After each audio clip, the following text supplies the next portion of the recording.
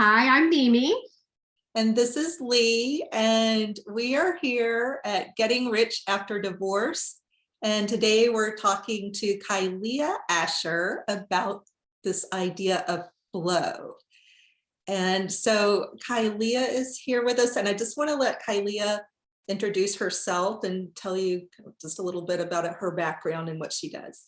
Yeah, thank you. Thanks, Lee and Mimi. Thanks for having me a part of today's conversation. I always love to talk about flow, something I've been studying and researching and teaching on and practicing, and most importantly, being a learner of, because I say I'm no expert. I'm just continuing in process to learn. So, but my background is as a 20 plus years as an educator, which included teaching students of all ages from kindergarten all the way through graduate school, later moving into educational leadership and nonprofit management.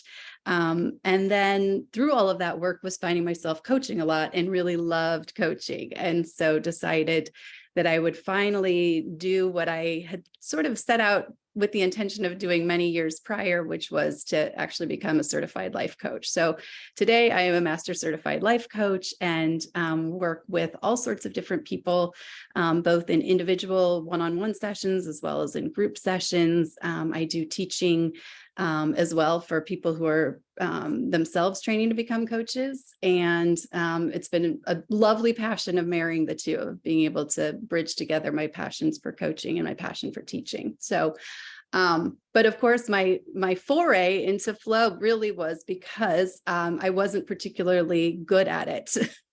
I have been sort of I would say I would self-describe myself as often living in kind of hustle mode that kept me very frequently in burnout, because I was achievement oriented and approval seeking oriented, and got my sense of self both by what I was achieving and doing, but also how I was serving others. And so I was often in, as I say, my flow was like drinking out of the fire hose spigot, right? And so it was either drinking there or getting so exhausted that I would collapse and have to just turn the water faucet off entirely and just go take a nap.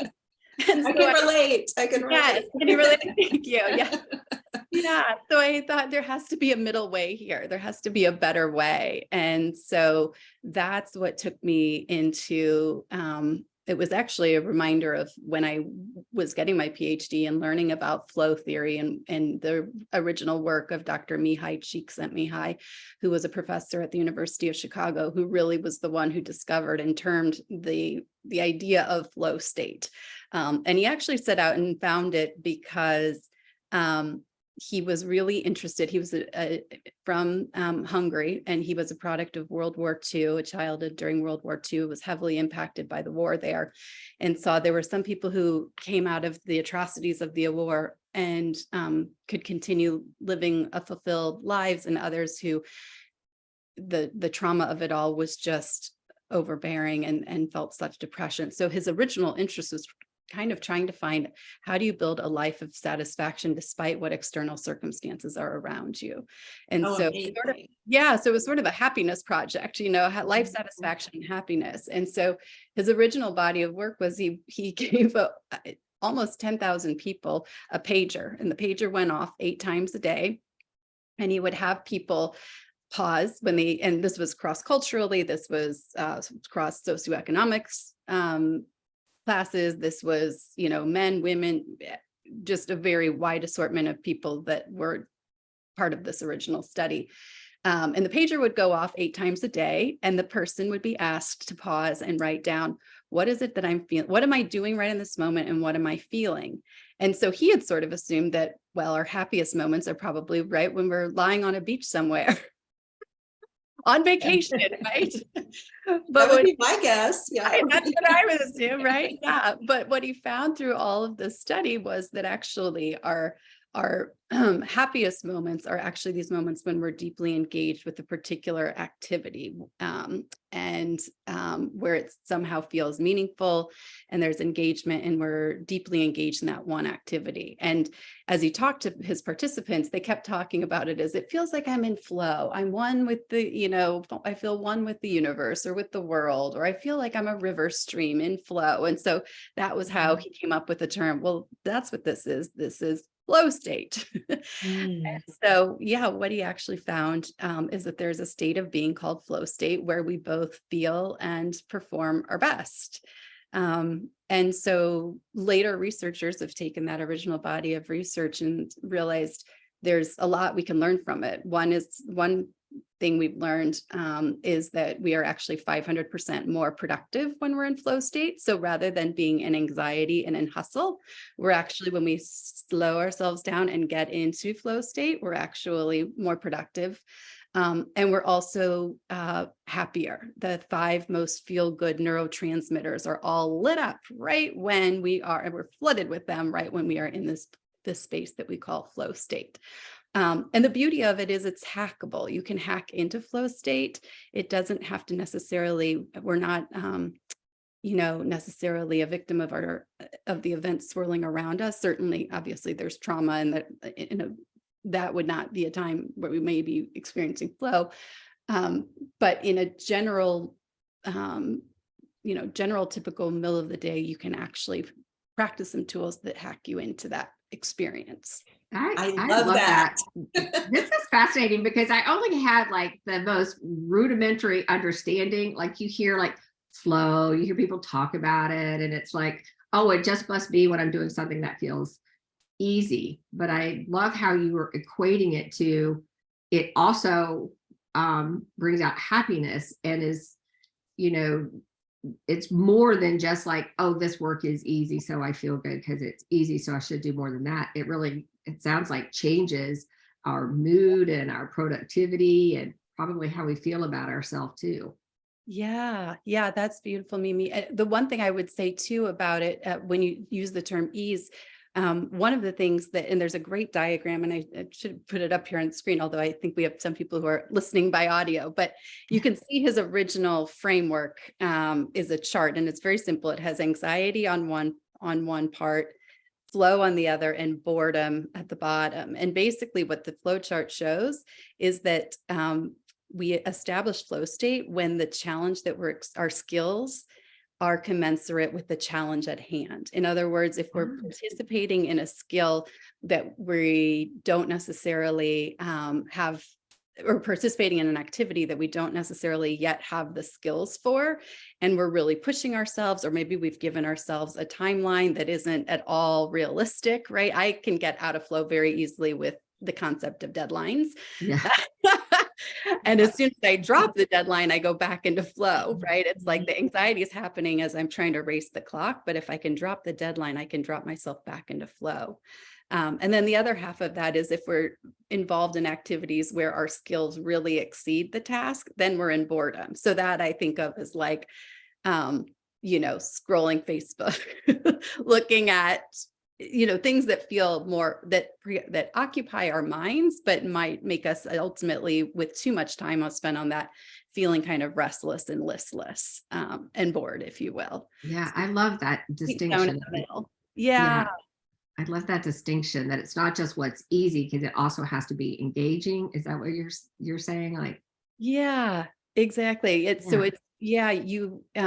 of the characteristics that he found is that, that engagement piece. One is that when you're in flow state, you can only do one task at a time. So part of the engagement is we can't be in flow state when we're multitasking. The brain's, capability is only on this one task at a time. So that's part of it. And then, there's actually a sense of merging with the activity. So I don't know if either of you have any, hobbies you do, painting or sculpting or whatever, skiing, any hobby where you might find yourself kind of becoming one with the task. In other words, like the skier becomes one with the set of skis connected to them. There's this sense of union, the sense of oneness. The painter becomes the paint.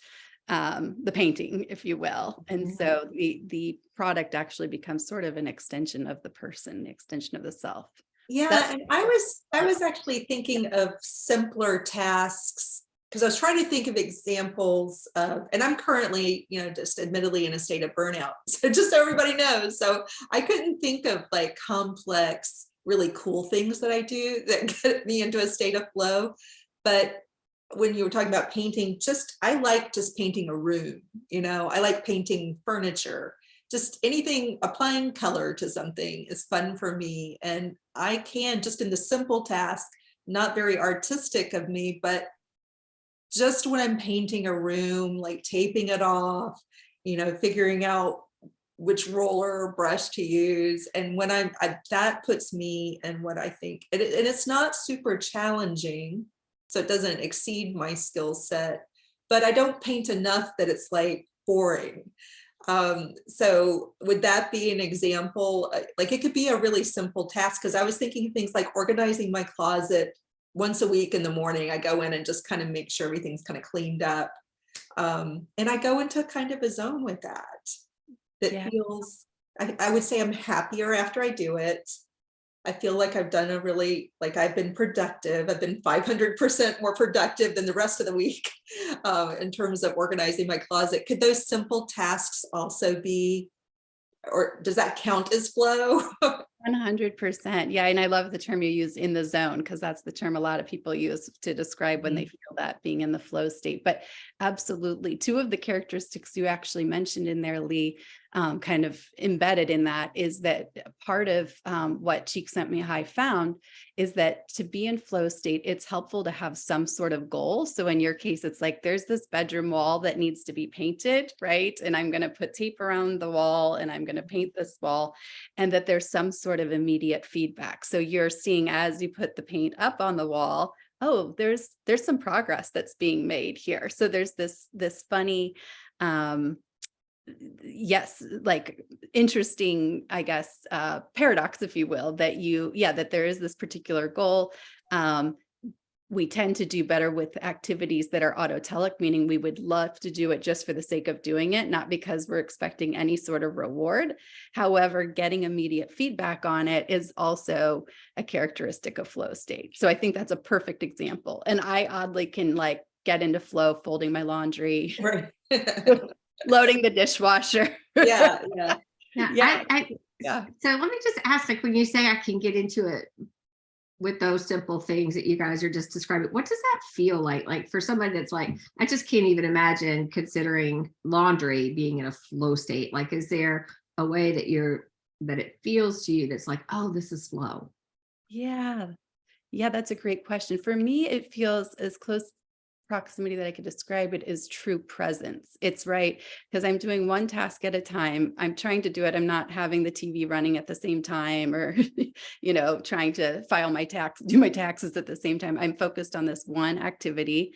There's a goal in mind of something that I know that, that I'm going to reach at the end of this 20-minute task.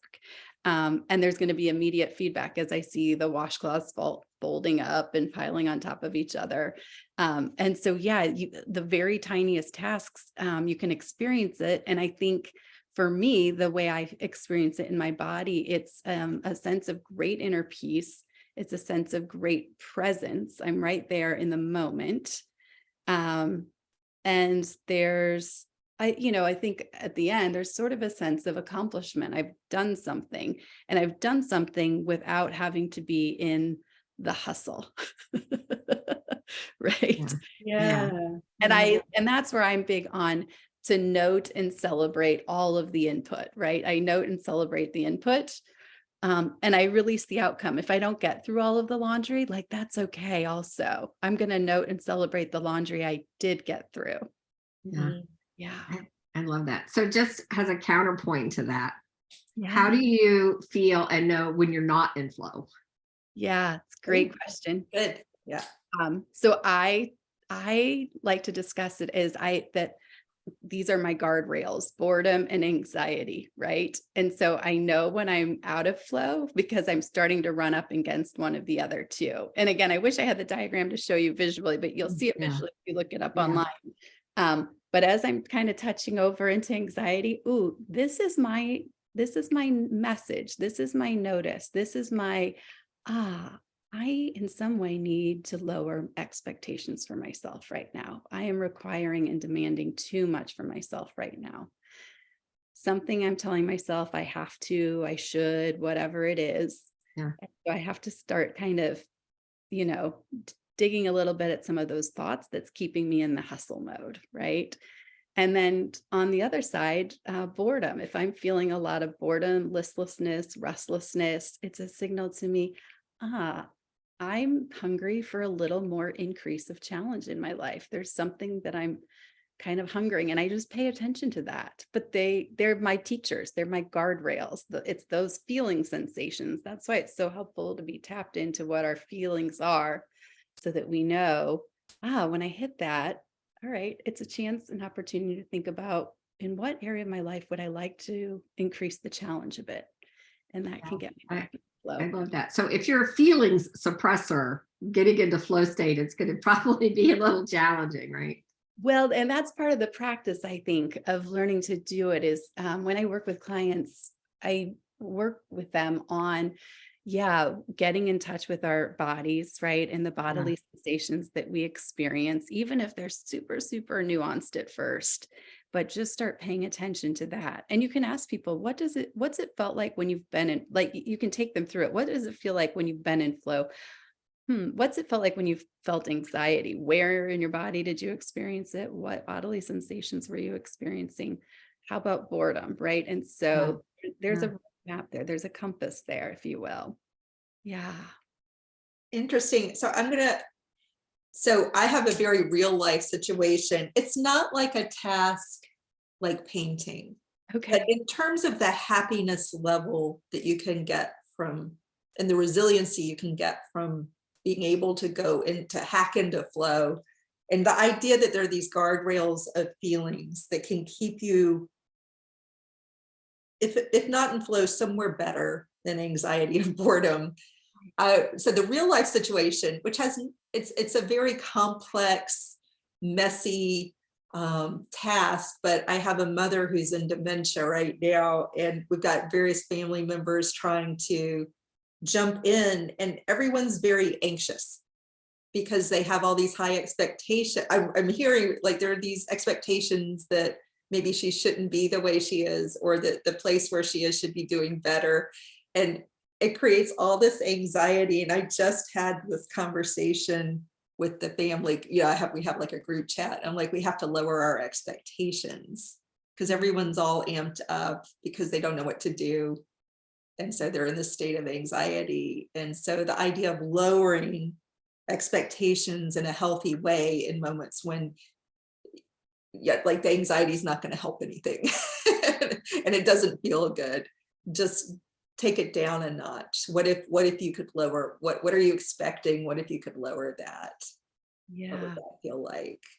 Yeah. So I think it applies. I don't know how flow state applies to managing a family member's dementia. It's a very messy, all over the place kind of task. It's not as clean as folding your laundry, literally and figuratively, it's not as clean. But in terms of just doing your life, I can see these guardrails just in terms of going through your day, Yeah. Yeah. Thank you for sharing that, Lee. And I think you bring up a good point, because there are going to be big catalytic events, right, that happen, like mom's going into memory care, right? That's a pretty big life event for your family.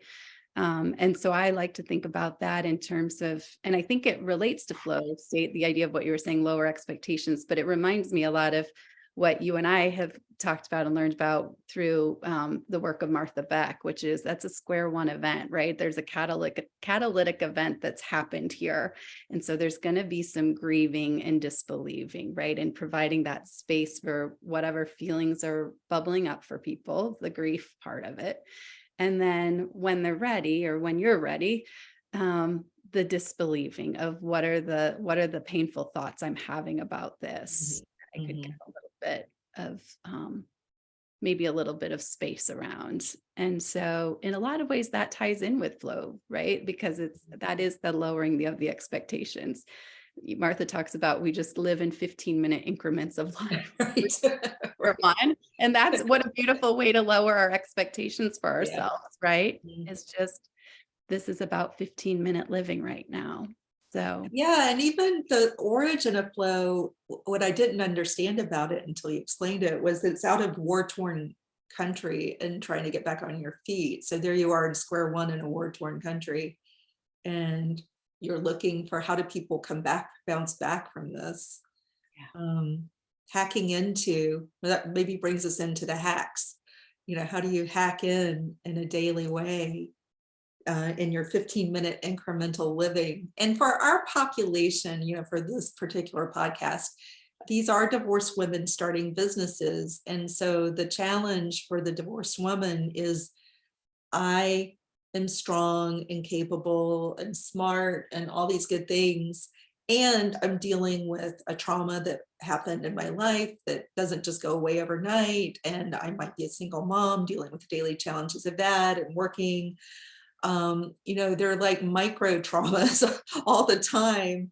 And I love this idea of flow. How can I hack into it so that I can get stuff done and maybe get a sense of better satisfaction with my current life? And even if it's for 15 minutes a day. Yeah. So, well, one I would say is when you're going through and this is part of my work with flow, or my contribution or connection to it, is that I think it requires us to rest more because most of us are traditionally we're coming it down from being in the hustle phase of things, especially as you're describing busy moms who are coming out of a divorce, right? And they're also trying to launch a business. So resting more and enhancing and increasing pleasurable situations in their life, whether that's just meditating 10 minutes a day, lighting a candle, something that creates a sense of peace, equanimity. And that is going to kind of help them get back into that body compass, also a feeling for the anxiety, feeling for boredom, and use that as sort of a compass, if you will. The other thing that can be really helpful is that I like to, I mentioned earlier, when I fashion my goals, so any goal that I might set for myself, I fashion it on those circumstances for which I can control. So for example, if I were starting a new business, I wouldn't say, for me, from a flow state perspective, I wouldn't say, well, in month one, I want to make $1,000, because there are too many extraneous things that I don't necessarily have control over, right? It could be economy, that, there's a lot of different things I don't have control over. So whenever I set a goal, because as you remember in flow state, you want to have a goal with immediate feedback. I set it I fashion it from only that which I can control. So it might be, I'm going to make 3 calls this week to new prospective clients. And that's something I can control, right? I can pick up the phone, I can make the 3 calls. And so I'm tying it to the input rather than to the outcome. Nice. I just have to say nice. Yeah. Yeah. Similarly, I'm celebrating that. So culture, we have a funny way with culture, right? We're taught early on, my children come home with spelling tests, oh, you got it 95%, whatever the grade is, right? It's all about, we're measuring what the outcome was. Yeah. I like to note and measure and celebrate the input. So when I've made those 3 calls, that is a time for great celebration, right? That's the celebration. So I fashion my goals based on that which I can control, and I celebrate the heck out of the rest of it. And then I sort of release the outcome. And it's funny because the outcomes often, because I've been putting in some work along the way, come on their own, but I don't make that the focus of my energy in order to be able to stay in a flow state. I like to put it on the things that I can control. Another little hackable piece. Oh, sorry, Mimi, were you going to say something? Yeah, I just wanted to, while you're on that topic, because the idea of, directly calling 3 potential clients, to me just sends up like high stress flags for so many people. And the idea, and I think one is because we already are jumping into their head about how they're going to feel about it, right? And that what's the outcome going to be? Like, are they going to buy it? But it's if you set it up where the goal is really just for me to call them and have a conversation. Like I can already see how that's moving more into flow state away from anxiety. So then it makes that a much more approachable goal, right? When you don't have the anxiety of the outcome and 100%. And what's going to imagine the happen. nature of, So yes, 100%. And imagine the nature of that conversation coming yeah, in with that energy with that client versus I've got to sell them on this package. Right. Right. If the energy is just, I want to call this client and have a meaningful conversation, it's a really different, right? yeah, It's a different conversation with that client. And I think that client feels it. And my guess, my hunch is, people can go out and test this, but my hunch is they're more inclined actually to buy. yeah, yeah. And I I think love it's this. reducing the anxiety for those tasks that we seem stressed or incapable of including. So then it makes us include those tasks more frequently. Yeah. I love that. Has a great hack. Yeah.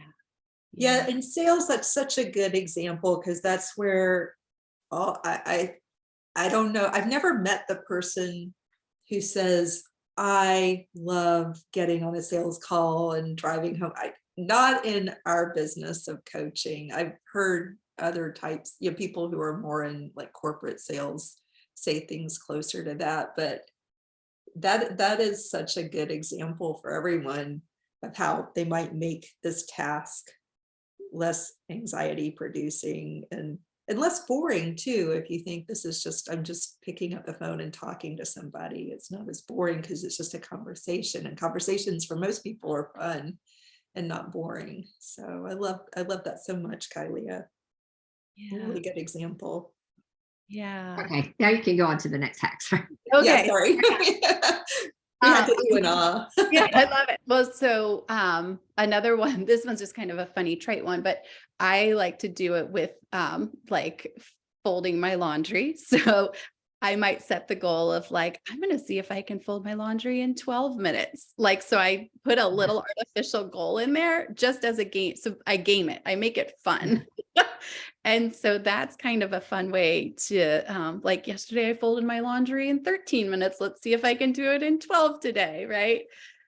So sometimes just gaming it, making it fun, getting a little playful with it can get us into flow state, especially with the tasks that might be less non-autotelic, right? So autotelic means we like it for the sake of doing it. Non-autotelic is like, we don't really prefer to do that task, but we do it anyway. So for those sort of tasks, I always say make a game out of it, can be very helpful. Yeah. And then something I like to do actually every morning is I journal and I write my day as if it already happened. And I set all my intentions for what I want to have happen as if they've already happened. And a lot of it I write from a feeling space. So, for example, I might not say, well, the call went fantastic and I have 3 new buyers. But what I might say is I picked up the phone, I lit a candle, I practiced some centered exercises, and I write it all in past tense as if it's happened. And I just showed up with the intention on that call of just being my truest self. And so I might include that in my morning writing. And so I write out my whole day as if it's already happened. And then at the end of the day, I go back and I just revisit it and I take a little highlighter and I highlight all the things that actually came true. And very often, many of them do. And not from a hustly perspective, not from a I have to or a to-do list, but really just from an appreciation of like, wow, this day really went in the way that I went in kind of a flow-like way in the way that I had intended. And then I always end it with a gratitude exercise at the end of the day. So writing down 5 things for which I feel really grateful, because I think gratitude and flow occupy a similar part of our brains. And so I'd like to keep that exercise going as well. Yeah. I love that too, for the side benefit of when you check back in, it starts to help you understand more what you can and can't do. Like, I think as humans, we always overestimate how much we can accomplish in a day. And so just like revisiting how your day went. I always I'm big into realism and what am I learning from this moment? So I could see how that could help guide to you, where it's like, what I have found after doing this, that I'm really best if I just schedule 2 calls a day. Yeah. Like while I would love it if I called 3 people, I really am happiest and most successful with who I am if I only did 2. Or, that's just an example. Yeah. That sounds like more in flow when I do 2 versus 3. Yeah. Yeah. Beautiful. Could you say more about how flow and gratitude occupy the same part of the brain? Yeah. So I think a lot about the work of Jill Bolte Taylor and the whole brain living. If you haven't had a chance to read it, it's great. Yeah, it's on your bookshelf. I love it. Yeah. Yeah. But she calls it, right, our characters 3 and characters 4 are over there. And yeah, that's where it exists, over on that. That's the right side of the brain, right? The right side of the brain, characters 3 and 4.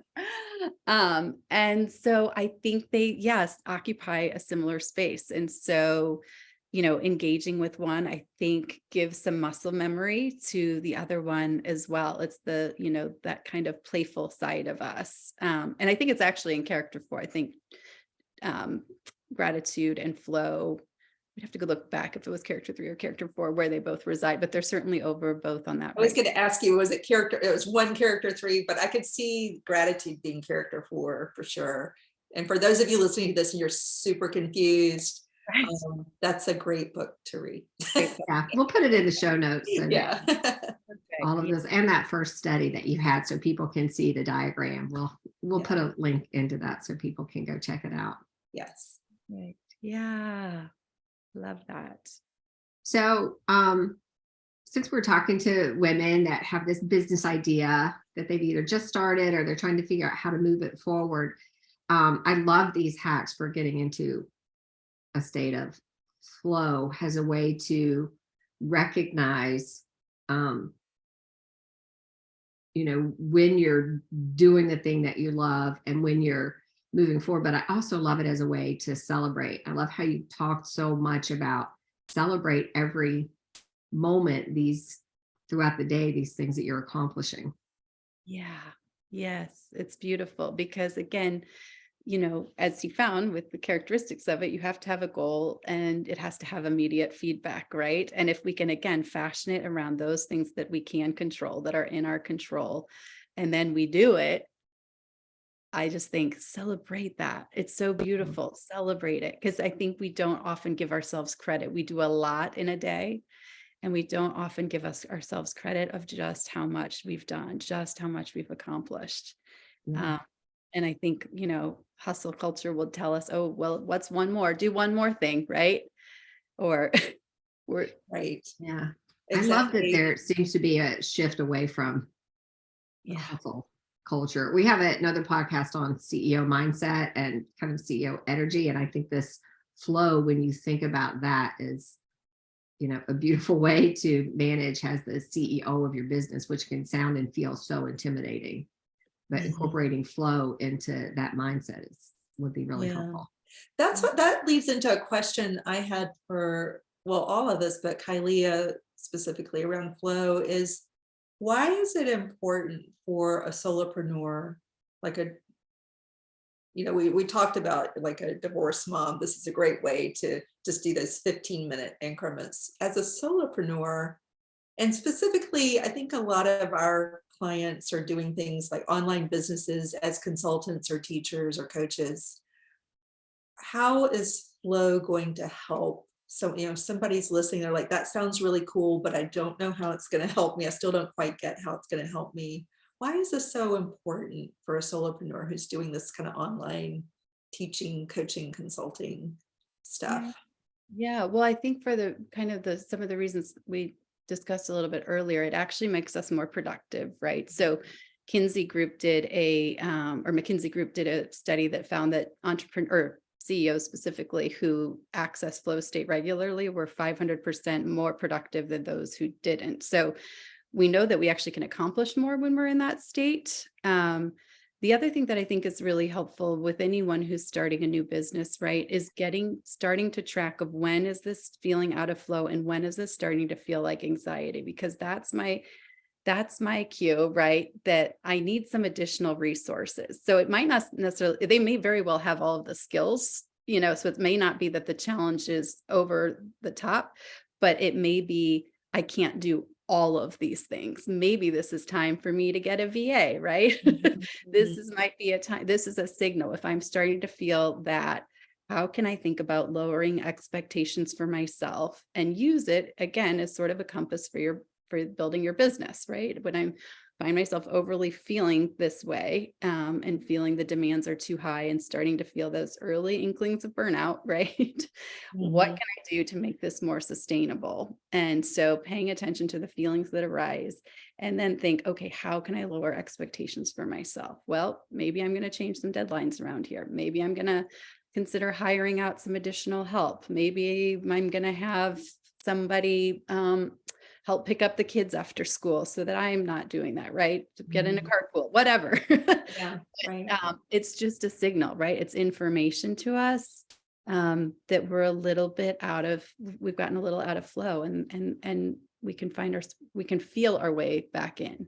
We can find solutions to that, like whatever it is. If I personally get so bored doing a lot of the back end admin that's Yeah. involved in running a business, some of it I can do and I seem to be able to get into flow. Some of it I'm just bored out of my mind and I just want to stab myself with knitting needles, in the eyeballs. But that's when I should, according to this, I should be thinking, um, either how can I game this? Maybe there's a way to game this. Maybe I need rest. Maybe there's some other hacks, but also, is there a way I can find someone else who could do this? Yeah. Could I con a child into, like pay a child to come help me if it's really, basic, um, or hire a VA, as you said. I mean, Mimi and I have been incredibly lucky that we've had each other. We've had like this extra employee all along, which helps, but we do reach our limits. And I know, all solopreneurs are eventually going to hit that wall where it's either a little too challenging to do all the things, or it's just going to make you scream because you hate doing it. Totally. Yeah. Yeah. Yeah. Yeah. And I love this is another little trick from Martha from Martha Beck, but she has something called bag it, better it, barter it. And that's Yes, what I think about. It's like bag it. Can we get rid of it? Do we have to do this? And right. sometimes we're doing things we think we have to do. And when you look really closely, we actually don't have to do them. Can we barter it? So either change the role with somebody else, right? Exchange the role, or even exchange dollars, right? Pay someone Mhm. else to do it. Or Right. is there a way to better it? Could I do this in a way that would feel, always give the example of I have to be the one that goes to the dentist to have my teeth, worked on. I can't send my husband in to do it, right? Yeah. So what can I do instead? Okay, I can listen to a great podcast, right? Or whatever, to better it for myself. So I think that can sometimes be helpful too, is to think in those terms. And an important thing I also just want to add when we're talking about that side of the diagram and the anxiety, that sometimes the anxiety isn't necessarily because the task is too hard, but it's sometimes we're having some anxious thoughts. And so that's also getting with a good therapist or a good coach can also be really, really helpful, to kind of help unearth what else is happening here and what are the thoughts that might be driving some of this too. Some painful I things. think that's an especially good thing. I'm just gonna kind of put brackets around what you just said and say that we've noticed in working with divorced women, and again, that's just our population. These things apply to everybody, but um, when you find yourself spinning around, like you have the problem, but you have a lot of yeah buts, and you just don't. It seems something maybe even seemingly simple. You just can't solve it because you're bumping into thoughts in your head. Right. Yeah, but I'm worried about spending the money to fix the problem. Or yeah, but this other thing, I need to drive the kids all over Kingdom Come. That's when it's good to reach out for some help because you're stuck in your own thought cage. And so if you start to spin around like that and you catch it like, oh, I'm just coming up with all these excuses and I never quite solved this problem, to us, we've discovered that's a really good indicator that help is needed. Yeah, maybe a good coach, a really good coach. Look for a good certified coach, and or a therapist. It depends on how severe the issue is. Yeah. Yeah, totally. Mm. Well, thank you so much, Kylea. This has just been amazing. You've blown my mind several times over. And that's just that number, 500% more productive. To me, that is so, and also the happiness quotient, that you could be 500% more productive and happier at the same time. I'm all in. Yeah. Right, give me some of that, right? Yeah. Yeah. So why don't you tell everybody where people can find you to learn more about you, what you do, and how they can work with you? Yeah, thanks, Mimi. So my website is Kylea Asher, KYLEAASHER.com. And then I'm also on Instagram and Facebook intermittently at Coaching at the Cottage. So you can find me there as well. I have a practice that includes where I see clients virtually, but I also see clients here on my home property. We have a little cottage in the back. So we call it Coaching at the Cottage, where I do individual works or individual client work with individual clients and also workshops out there. So yeah, would love to connect with anyone who's interested in learning more about flow. Absolutely. Yeah, and the cottage is so cute. So if you live near Kylea, then you've got to do Coaching at the Cottage. Thank you, Lee. Yes. We always love visitors to the cottage. Yeah. All right. Well, thank you so much. And maybe we'll have you back to talk more about flow. I'm sure we're gonna come up with so many more questions about this. It's really made my mind work, listening to this. It's just a wonderful topic and so relevant and useful for divorced women running businesses. It's just, I think, invaluable. Yeah. Thank you so much for being here. Oh, it's been a pleasure, ladies. Thank you both so much for having me. And I'm excited to hear more of your podcast too. I'll be tuning in. Yay. Hey. All right. Take care. Thank you for listening to Getting Rich After Divorce. We're so happy you were here. We truly value each and every one of you. Yes, we sure do. And be sure to subscribe to us wherever you're catching us, whether it's on, through a podcast platform or on YouTube. Please subscribe and give us a 5-star rating if you feel you deserve that. And join our community so you get updates and stick with us.